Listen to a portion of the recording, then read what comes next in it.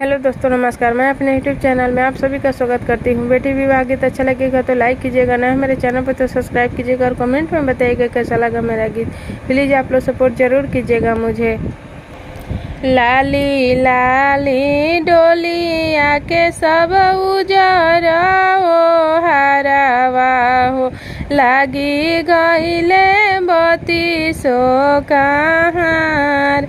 लाली लाली डोलिया के सब उजरा हो हरावा हो, लागी गईले बती सो कहार।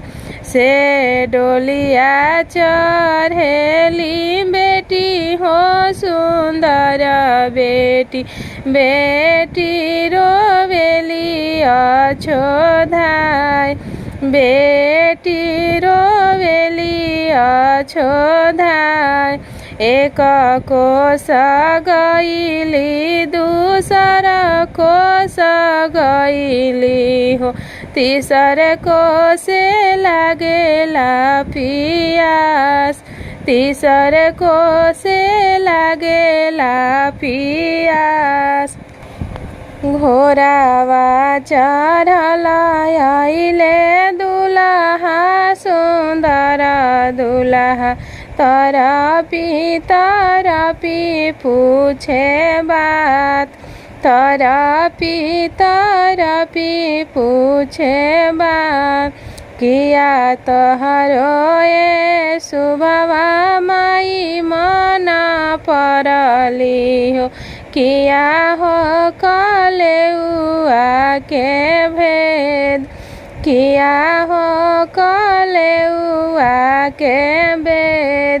नाही मोरे प्रभु जी माई मना परली हो, नाही हो कलेउआ के भेद, नाही हो कलेउआ के भेद। दुनिया पुतरिया प्रभु जी चौका पर छोड़नी हो, सखी सब छूटल जास। दुनिया पुतरिया प्रभु जी चौका पर छोड़नी हो, सखी सब छूटल जास, सखी सब छूटल जास। लाली लाली डोलिया के सब उजरा हो हरावा हो, लागी गईले बती सो कहार, लागी गईले बती सो कहार।